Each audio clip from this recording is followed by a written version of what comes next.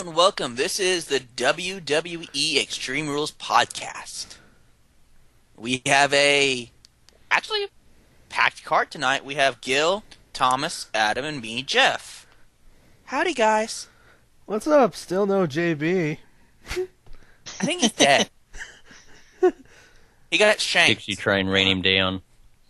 Spud got really pissed at him. We're trying to get on that train. They're trying to get on that Dixie train. Exactly. Right. Either that or he's trying to stop Bully Ray from putting her through a table. But no, we got more important things to talk about. WWE Extreme Rules. Do not leave. Please do not leave. And we're going to start with Look, seriously. I swear to God, if you guys leave. You cannot leave. Hold on. So, guys, we're about to give a very, very positive review of WWE Extreme Rules I was 2014. talking to you guys. Oh. Do I stop bullshitting now, or do I keep talking? Because I've half broken. So to finish off, it's going to be a very positive podcast, and yes, lots of good feedback.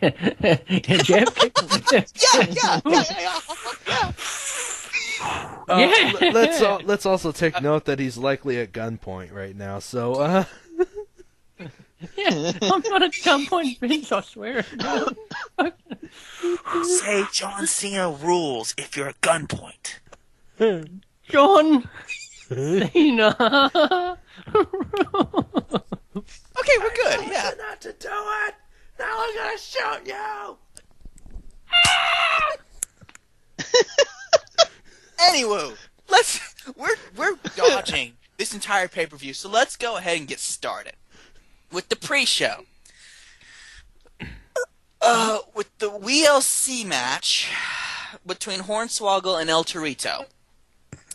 With the mini ring announcer, the mini ref, Micro Cole, JB Elf, Jerry the King Smaller, and the mini announce table with the mini chair, the mini table, and the mini ladder. You'd think at this point they want to bring back that juniors division that they had on SmackDown years ago. But they had 3MB and Los Matadores get involved in the match too, and they had the big chairs, the big tables, and all that stuff. It was such a good match. You know what it really needed? It needed to be 3MB and Hornswoggle versus Los Matadores, Midget 1 and another one. Because at the end of the day, it's a pre-show. No one gives a fuck.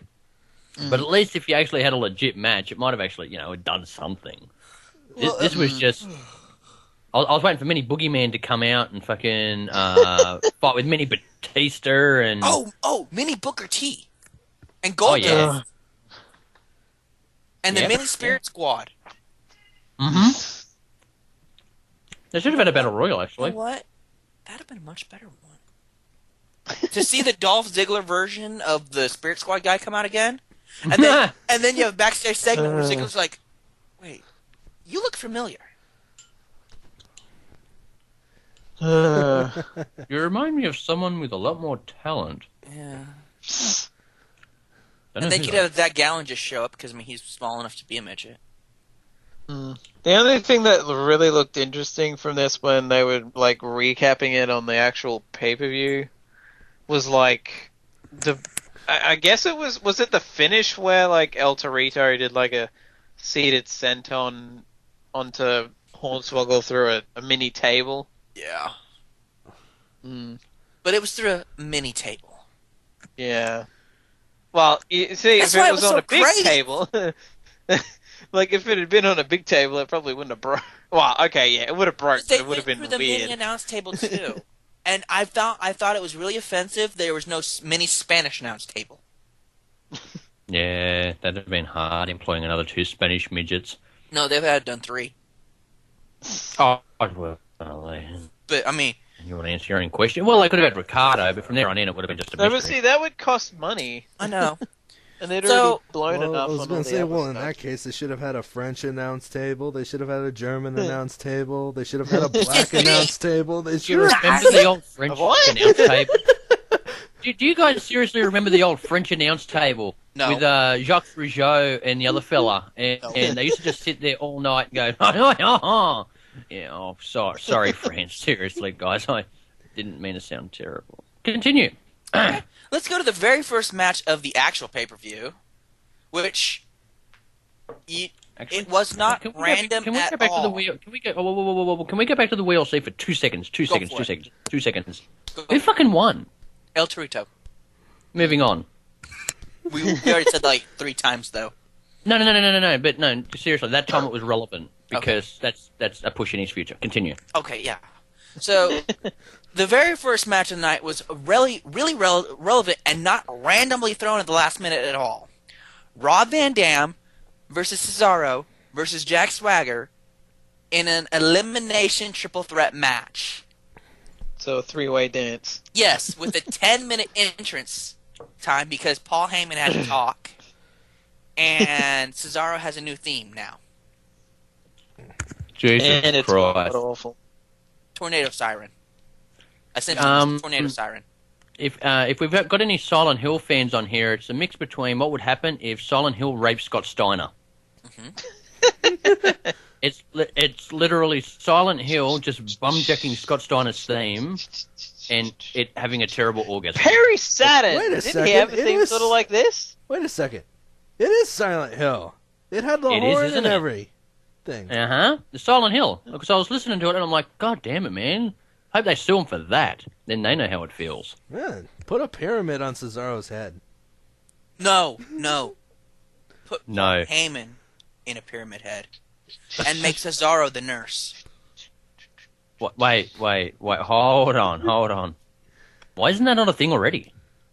Because my client Brock Lesnar beat the Jesus. streak.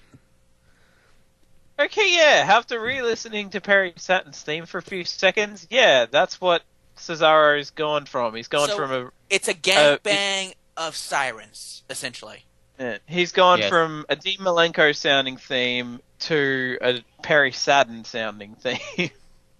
Only thing Now- God scares me when he gets to Chris Benoit. Well, no, he's got to move on to Eddie Guerrero next, and then Benoit, and then everyone else that was in the Radicals. Okay. I'm worried Let's to get to get the the actual Benoit match now, because this was a really great match where we saw such great action. Because we know how Rob Van Dam has this huge thing going on with Swagger and Cesaro because it happened on Monday Night Raw, so it's a thing. And Jack Swagger was eliminated by RVD because that needed to happen. And then Cesaro defeated Rob Van Dam with the neutralizer.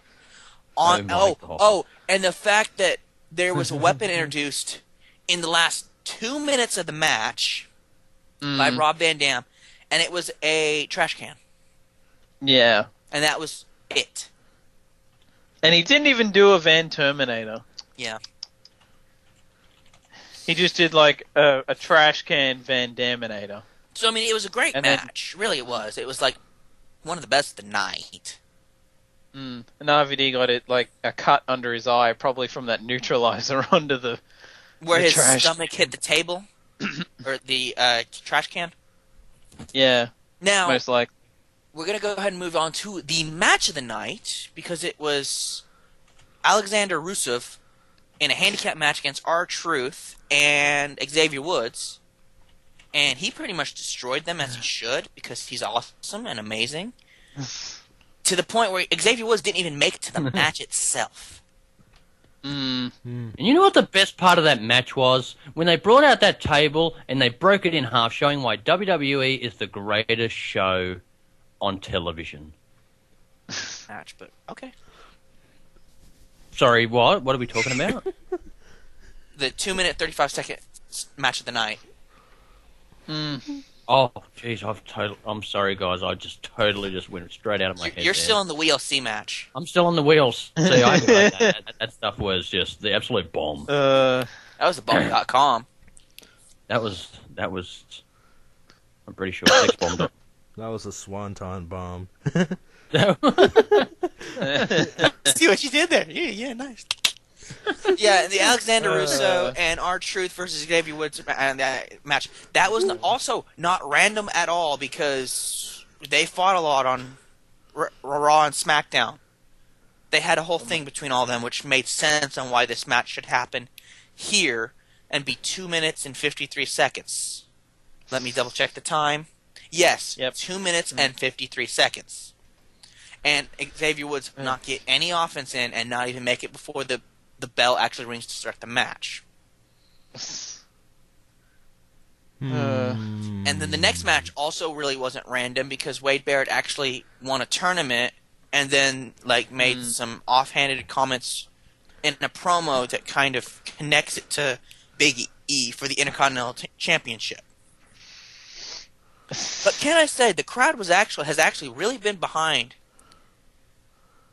Wade Barrett for the past few weeks. They've really been behind him. Right.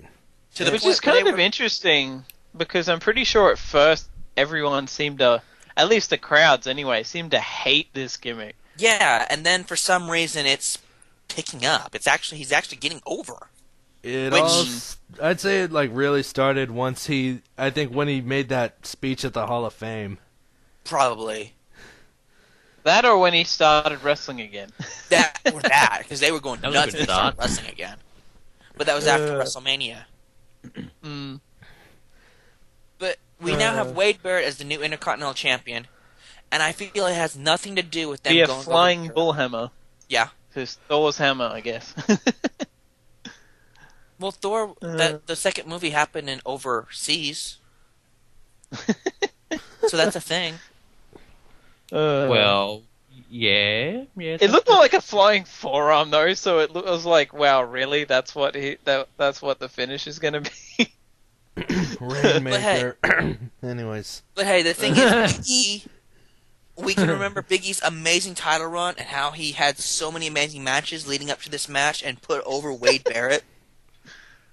At least he defended it more often than Dean did. Dean still has it. But I guess at least WWE made him defend it the night, the SmackDown leading into this. At least first time. It's that's that's all I ask. If you're not going to have him defend it on the pay-per-view, have him defend it during the week before the pay-per-view. But at the cost of Rybaxel, though. See, the thing is, that was probably right after that. Vince McMahon probably said. I said right after that. Vince McMahon probably said, okay, Dean Ambrose defended the title. Now shut up, I don't want to hear about it anymore. Or you're fired. Do you guys remember why Ambrose said he doesn't defend his title? No. Because no one's willing to challenge him for it and lose? Wasn't that when he was still heel, though? Shut up. Yes, but I'm pretty sure... Yeah, shut up! God, what is your problem tonight? Why ruin it? The only reason he's got a long title run is because everyone's afraid of him. God, it's not nothing to do with the fact that he doesn't defend it. Even if he's a face, the heels are afraid to lose to him. Yes, thank you, Jeff. God! And if we're talking about Dean Ambrose and the Shield, that's the next match on the card, so it works out. But before we get to the match, can I say how crap the new Evolution shirt is? Because it is honestly crap. Black t-shirt, Evolution, 3 skeletons. So they are really old now. Yes, exactly. That's That's a subliminal message. There, sweet. And the only reason Flair's not there is because technically he's dust.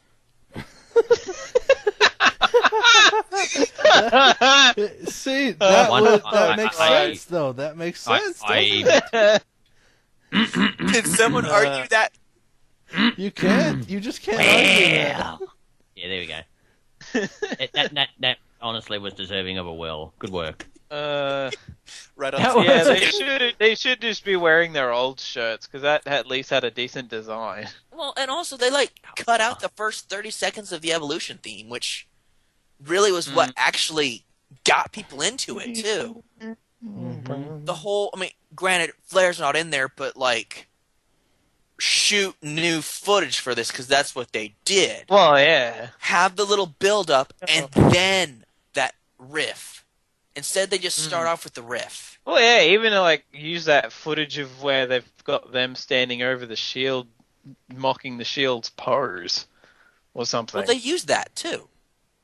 But I'm just saying, keep the whole theme and don't cut off the first the good part. That really the opening was the only good part. Why would you cut the only good part?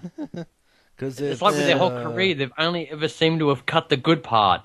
The Legend Killer, the Triple H that didn't bore him in his sleep, and the part where Batista didn't get booed. Ever since that point onward... rip his pants. Well, the moment he wore skinny jeans, it was only going to go south from there. But still, everything that had ever seemed to happen with Evolution always seems to go the wrong way. Yeah, well, going back to the skinny jeans, even back before he left, he was always wearing those wacky outfits. Yeah, he's a little eccentric.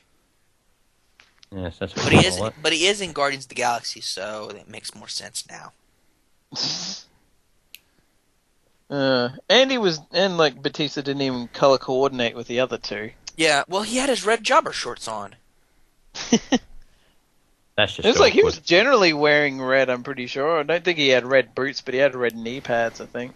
Well, I mean, the match was actually he stole decent. Flair's attire. Yeah, the match was pretty decent, except for that 10-minute interval where Batista had to take a break. So then Randy Orton, Triple H, Ambrose, and Rollins brawled throughout the arena. And even that had bit of gaps in it, guys. No, that's no, dude. That's the serious thing. Batista was in one corner, Reigns was laying in the other corner. They literally did not move until after 5 to 10 minute fight on the outside of the ring. Batista, are you alright? Just let me catch. When Rollins did the dive off top of the entranceway or whatever. Yeah, it was. well, no, it was up in the stands. The arena. Well, yeah, I guess you could say an exit then. It was an exit, yeah, which was actually pretty good spot. Thank God they actually caught him. Oh God, yeah. That could have ended badly. Yeah. Can I point out one thing I've learned about wrestling training? Cardio is essential to performing a good match. Batista, how you doing? Well, Triple H as well. Well, Triple H. Yeah, I can understand Triple H because he's got better cardio, but at the same time, I actually thought this was going to be a tornado tag, but then I was like, oh wait, yeah, Batista's got shit cardio. Well, the thing is, Batista would have made a response just now, but he got winded walking up to the mic. Deal with it. Deal with it. Deal with it. So did anyone else? I almost feel like I'm the only one who noticed, but I'm guessing you probably did as well, that Dean Ambrose seems to have adopted Nigel McGuinness's pendulum lariat. Yeah, he has. Lately. I'm not sure if he's done it any time before this week. Well, it's not like Nigel's ever going to use it again. Well, yeah, he did it on SmackDown. So I didn't get to watch SmackDown. And he did it tonight. Well, I only just caught the match that he was in on SmackDown. I have barely got to see any WWE Raw or SmackDown as of late. Guys. Okay, so you've got a tag team match with Batista. I'm dying just thinking about it. So you tag him Batista for a hot tag, and he gets in the ring and he just fucking passes out.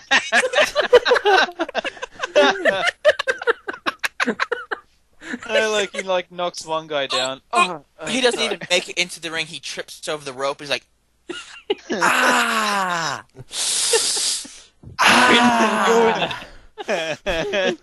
Deal with it, damn it. Deal with it. Yeah, he couldn't even, after he did the spine buster, he didn't even do the knockoff Ultimate Warrior thing. He was just fell on the ropes basically. He did actually. And he went to get up, kind of tripped or something, and then. Could you imagine you climbing that top rope? You get to the second rope and just fucking fall. You wouldn't even make it to the first rope. You fall to the outside. Just get 10 counted. Quick! Get one of the camera guys close to where Batista is in case he falls down. He needs to land on something. One of the ones we don't like. It's funny because it's I'm pretty sure, like, I think Reigns even held back on the spear a bit. Because it didn't really look as impactful as it usually does. You can't hurt a movie star like that because Guardians of the Galaxy is going to be the greatest things of cinema ever. Avatar? No. Avatar is nothing. Titanic? Yeah. You think that thing will top Captain America? It's going to beat Captain America in the first hour. Oh, Jesus. I'm worried about the raccoon. Anyway. Yeah, I am actually surprised that Batista did take the fall, because I figured Triple H would probably do it. I am not surprised at all. Do you really think Triple H is going to take the fall in this? Yeah. Honestly? Put it for Reigns, maybe. I could see it, but I knew Orton wasn't going to, because they've got to keep him, they got to protect him just in case. And Triple H has to be protected because he wrestles like 2 or 3 times once every year. Yeah. This is his second match of the year. But I guess it just means that, like, it'd be so funny if Batista ended up facing Bryan at Payback, because it'd just be like, wait a minute, but you lost at the last. Well, see, no, hey, that's been the plan all along, was for Batista to go up against him at Payback, and Batista's like, no, I don't want to lose to him again. No, I know a way that Batista can lose to Daniel Bryan at Payback and it not be making Batista look weak. Make it a ladder match. Make it a ladder match. And when after the 5th minute, Batista's trying to climb the ladder. Money in the bank after that. Would you shut up and quit being logical about this? This is WWE. This is not a TNA review. This isn't a TNA review, nor is it a New Japan review. Thomas, get back in your corner. If it was a ladder match, and Batista got to the second rung and just died, and basically the ladder just falls on him, and then Brian's like, oh, okay, and just puts up a new ladder and just crawls up, and, like 6-minute match, it's not like it's going to take any time. Like just Batista bumped him, then takes like 5 minutes to get up the ladder. Daniel, I can't do it. Get up! You see Brian pushing him up the arse. Come on, man. Pull a WrestleMania 17, have someone like stand under Batista and like push him up. Okay, I think we're done with this match. Let's go to Bray Wyatt versus John Cena in a steel cage. Where the announcer said that the steel cage will keep out Rowan and Harper, and it did everything but keep out Rowan and Harper in the match. About that. It was honestly a good match. We can see that Bray Wyatt actually has control over the crowd. Yeah. He actually had them singing during the match. It is at WrestleMania as well. Well, yeah. To be fair. But even before that, when the lights went out, he was making his way to the ring. People just started putting up their phones, and you could just, like, in all the dark, you just see all these phones. Mm-hmm. And they're saying that this is his followers. They're calling him a virus that is spreading. Remember when people used to use lighters? Pepperidge Farm remembers. Yeah. Before phones were invented, The Undertaker used to have the lighters in the crowd. You don't even see that at rock concerts anymore. Yeah, I know. How depressing. I miss the old candles. They used to be the fucking bomb. But anyway, the big thing from the match was John Cena laid out all 3 members of the Wyatt family. So he's like, okay, we're done here. I'm going to go ahead and walk out this door. As he was about to step out the door, the lights go out. And then you just hear this demonic singing. And it's this little boy right at the door looking at Cena singing He's Got the Whole World. And Cena's like, oh, God. He's like, I'll just back away. I'm just going to walk back here. Bray Wyatt hits only one Sister Abigail on John Cena, and then leaves and wins the match. Rowan and Harper follow, and as they celebrate, they go back to the they head to the back. Rowan and Harper With the kid. And the kid is holding Rowan and Harper's hands, walking to the back. Oh. It was so beautiful. I swear to God, that kid is probably one of their nephews or something. I was wondering if it wasn't even Bray Wyatt's son. Doesn't he have a son? Not that old. Oh yeah, it's somebody's. Maybe it's one of McMahon's grandchildren. Nephew. No, I thought he only had daughters. That would be amazing. I think it's his nephew. I think his sister has a kid. Maybe. But we're going to go ahead and skip ahead a little bit here because there was a backstage segment with the Wyatts and who we found out was Little Johnny. Little Johnny has joined the Wyatt family. Oh, we have the old man here? Confirmed our truth, then. I just popped in to see what all the fuss was about, and boy, oh boy, did I pick a good time. Oh yeah, we're talking about Little Johnny here, who joined the Wyatt family. Little Johnny. Uh-huh. I wish he was my paper boy. Well, he's got a nice little demonic voice, too, that's kind of creepy. Well, not to me, it's not creepy. Have you heard my voice lately? You sound fine today, actually. Well, obviously I haven't been doing something right. Uh-huh. Has Thomas been giving you training again? Training's been a bitch. Uh-huh. Get back here, calling Thomas, you little asshole, or I'll smack your penis. Okay, it's been great seeing you. We'll see you next time. See you there, little Jeffrey. Sure. Who the fuck was that? I don't know. How do you know my name? I just walked out, and fucking 2 seconds later, I can just see the curtains just... Oh, man, that's freaky. Dude, first Gil on the TNA Impact one, and now you. We're being invaded. Yeah, there's something wrong about that. Dude, go check your underwear drawer now. Yeah, I feel like I've been violated in more ways than one. I think your missus will be fine, but you might be in trouble. Yeah, just add another scar to the collection. Anyway, what were we talking about? We were just wrapping up Bray and Cena, and Little Johnny joining, and then, in a disappointment of the night, was Paige. Paige versus Tamina Snuka. We knew it wasn't going to be anything big, but I actually thought there'd be a build-up of Paige before this match to make her seem more legit. Especially when there was a pause on the match graphic. I figured they were loading up a Paige promo or something. And the thing is, they had her wrestling all these divas to try to build her up for this match, and then they don't show anything. Which is why this match is still great. Wait, what? And by the way, just letting you know, as a little treat, I'm sure you've noticed that we're putting nothing but Paige pictures on this podcast. So, just a little treat for staying with us. And don't worry, she's legal in all these pictures. Yes, she's legal in all these pictures. Except one. What? Be careful what you fap to. Wait a second. What did we do? Anyways. It's actually the mystery, and if you seem to do it at the wrong time, oh boy, you're going to hell. Will be knocking at your door. And I will laugh if someone's door knocked right as we said that. With Chris Hansen. Could you take a seat over here, please? Do you have a minute?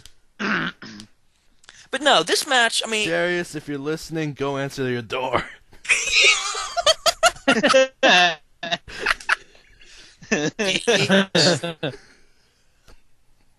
You did the wrong picture again. Why the hell keep it on? Oh God. Oh God. Chris Hansen has a microphone for you. Yeah, this match was a bit of a letdown in the sense that I was expecting this could have been pretty good because Tamina isn't the best female wrestler they've got, but she's not terrible. But this match was what the fuck happened? But it's like you said, everyone was just waiting to see if AJ Lee showed back up. And they couldn't fap to that. I do admit that you got to give Paige credit for actually taking that spot where she gets swung and smacked right into the barricade. Yeah. It's I really don't think, aside from AJ, I don't think there's any other divas that would have taken that spot. Well, no, they'd have been broken in half. I mean, Emma just danced it off. I'm actually surprised that she was able to. Her inflatables would have stopped it. I'm actually it just goes to show how strong Paige is that she could hold up Tamina for that. Yeah, for that submission. That submission, yeah. Like, I was thinking she might have a bit of a problem with it. I mean, like, Tamina's not fat, but she's, like, more muscular in that than all the other divas, so it was like, wow, she could actually get her up for that. Well, you gotta remember, though, like, Tamina Snuka's, like, the heaviest diva there. So, like, if anything, though, that might be why they had Tamina tap out so quick, just so Paige didn't, like, break her arms trying to hold her up. Yeah. But then they've been having, when Paige sinks that in, they've been having him tap pretty quick. Although, her not doing the Paige turner, too, was kind of a disappointment, you know? Well, yeah, considering she botched it the first time on AJ's, it was probably like, yeah, well, that might have been AJ's jab. Let's be honest, AJ, it wasn't exactly the greatest wrestler herself. So, it's just that she had no one to wrestle. That's all. No. AJ Lee is our goddess. Hey, IWC, how you doing? AJ can't wrestle, and she's also not that attractive. Whoa. You're also unemployed. Whoa. You're making D cry right now. Hey, D. You got a little more lotion. You're probably on her level, and yes, that is a major insult to her. CM Punk threw her out because of that comment. CM Punk approves. Okay, so excuse me. Let's go on to the main event. Daniel Bryan versus Kane for the World Heavyweight Championship in an Extreme Rules match. And this was a spot fest. There was nothing about this that didn't scream spot. They're really, considering people complain about how apparently Kane's had the same match for 10 years. Wouldn't you prefer a spot fest over that? Wouldn't you prefer Daniel Bryan driving Kane on a forklift back to the ring and then awkwardly throwing him back into the ring off the forklift? Because, yeah, that happens. Okay, no, I think that would have been more epic if he did the flying knee off the thing. But he did a flying headbutt off the... No, I mean, if he picked Kane up and then jumped, did the flying knee, and both of them went down. There wasn't enough room on that pallet. Yeah, there wouldn't have been enough. We're talking about a regular forklift with a little pallet. Like Kane laying on it. Kane couldn't if he did, there. Well, or at least maybe a Hurricane Rana off of it. That would have been cool. That's risky. The pellet would have fell off and crushed them both, most likely. The way Bryan jumped off of a flying headbutt, and it was good, I guess. And then we had a flaming table, but enough about Thomas. Sort of. No, we actually had a table lit on fire. And as you pointed out, was such a crap spot, really, because as soon as he lights it, and even then the entire table doesn't. It's like he's sprayed the stuff at both ends pretty much, and a tiny bit in the middle. Well, but you see, so he actually had to light it and twice. Edge did this once, so you can't really be stealing.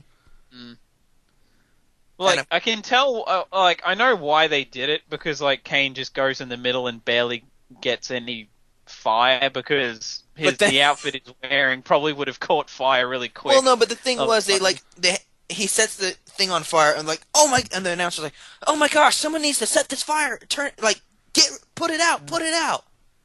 Kane has enough time to get on the top rope and then fall through it, and then there's a guy okay, I've got the extinguisher that's right over here.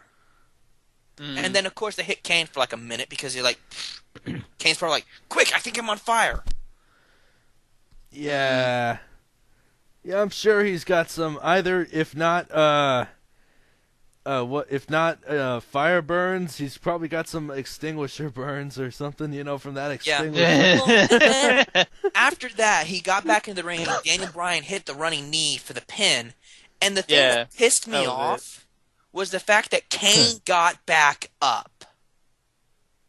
Was it immediately, or No, Brian had or left. like the as ring, Brian was going? Yeah, like as but Brian was going back up the ramp. Well, no, I think he might have still been getting up because they were kind of telling Brian. The announcer was like, "Brian, get out of here! He's still moving."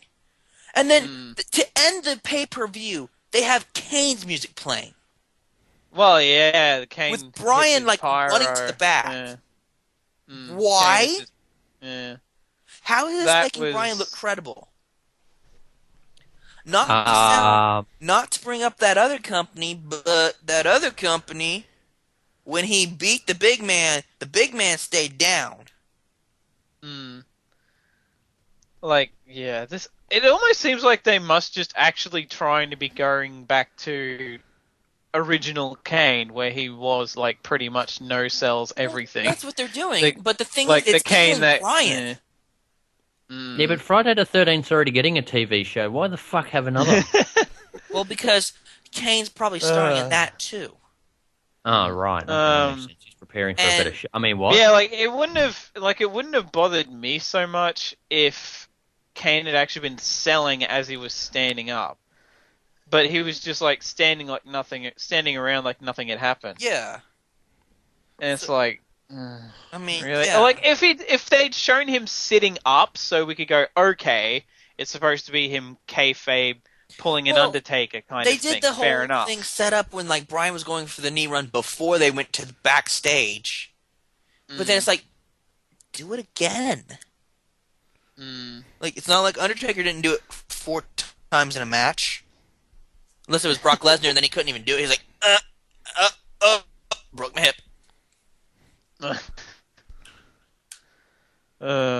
So overall, I give this 11 out of 10.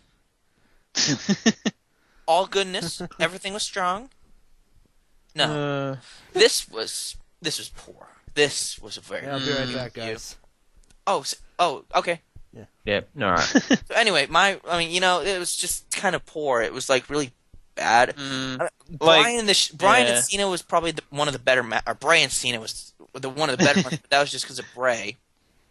So I mean, and even then, you were saying like when we were talking on Facebook, you were saying that it seemed to drag near the end. Oh no, it did drag. It dragged because they kept having the whole thing where Cena tried to escape, and then they'd come up. They'd have Rowan and Harper come in. And the funny thing is they probably wouldn't have needed that if they hadn't gotten through 4 matches in an hour, or like 3 matches in an hour. And it's like, what? I almost thought they were going to throw in a filler match out of nowhere, like they used to do when they were running ahead of time. Yeah, the Cena match was not the longest, but it was the second longest match of the night. 21 minutes. It worked at WrestleMania, but it didn't work as much here because it just dragged near the end. But the ending made up for it. Needed. You know what this pay-per-view really needed? Curtis Axel. Oh yeah, like that pretty much took the words straight out of my mouth. Curtis Axel. God, that just made me fucking realize that the tag titles weren't defended. Mm-hmm. And see, that's what happens. Hello? Is this thing on? Is this thing on? Oh, what's going on? Hey. Oh God, not him again. You guys. No. You. Wait, what? No. You. Oh God. Oh my gosh, I can't believe I'm on this Gil. podcast again. Gil. Hey. Oh, look. Okay, Gil, everybody, listen up. WWE Bestest. I mean, seriously. I mean, look at this pay-per-view. The spots, everything. Kane. It's like Attitude Era all over again. My gosh, this is better than that one company, TNA. Seriously. TNA, I wanted to bet that on Thursday. On Thursday, they're going to get a bit and then put him with that copycat Eric Young, just because he's got the beard. This guy's out of control. Wait, hey, dude. That's it. I'm telling you right now. That happened already, though. That happened before they announced this match. No. Already been done. No, TNA, they stole it. I tell you right now, they stole it. Okay. No. All right. Sweetie, no. Did you forget to take your medication again? What? Your medication. You're a moron. You know that, you moron. You badmouth WWE when it's the bestest company out there. Okay. I said it was 10 I said it was 11 out of 10 though. No, you liar! You liar! Hey, what are you doing in my house? Hey, sorry, gotta go. What the hell happened there? Gil, Gil? get a guard dog. Gil, Okay, if you're gonna lock your window, at least lock your door. Okay, I got a good look at the guy this time. Okay, he was like extremely fat. Uh-huh. Are you sure he was? Because I'm actually starting to think that might be Aaron Rift. I mean, yeah. And dude, like, if he was that fat, how'd he get into your window again? That's a good question. It's a big window. I think you really need to start locking your windows, and you probably have no more underwear again. And you just bought new stuff, right? Well, yeah. I went to Walmart the other day. I mean, well, anyways, he's gone. He's gone. Okay. The old man, and now him. He's gone. Okay. I honestly don't know who else. I locked the door behind me because this What time about the my door window? was The open. window. What? Okay. I'll go double check the window. Dude, get a security system. Dude, I'm like poor, dude. I barely make enough to make ends meet. Get a pit bull. I'm gonna get a gun. Oh no, Thomas. Yeah, you hear that? Stand your ground in Texas. I am at least. against gun control. Anyways. I'm starting to think that you need to be a little bit more pro gun control. Gun and pro birth control. And yeah. Might have to turn Christian. They're against everything, and they have reason to do it. Yeah. Well, anyways, what did I miss? I mean, we were wrapping up, trying to wrap it up. Uh-huh. We were saying how the show was a little bit lackluster and wasn't delivering. Then WWE Maniac dude just come here and basically gave us the what for about how great it was. So I don't know how to feel anymore. I feel like I'm being brainwashed. I mean, I feel like Aaron Rift has got like a WWE encyclopedia and hit me over the head with it and went, yeah. And yeah, I'm not gonna. I feel a little violated too. I feel if we had D here, it wouldn't have this wouldn't happen as much. He'd scare him off. Huh. Or he is the guy. Wait, because he doesn't have a microphone either. Right. North Carolina isn't that far of a drive from Texas. That is true. Wait a second. So the guy who broke in is D? Did he look black? I don't know. It was kind of dark in the room. Was he wearing a Panthers jersey? Well, he was wearing something. I think he was wearing something blue. So. Oh, jeez, that's a bit worrisome then. Considering he's driving 3 hours just to be able to jump on your microphone for 2 seconds, that's really worrying. And that he doesn't even know when we do this, though. And he stole your undies still. Oh my gosh! I'm scared, guys. I'm legitimately scared. I'm telling you, dude.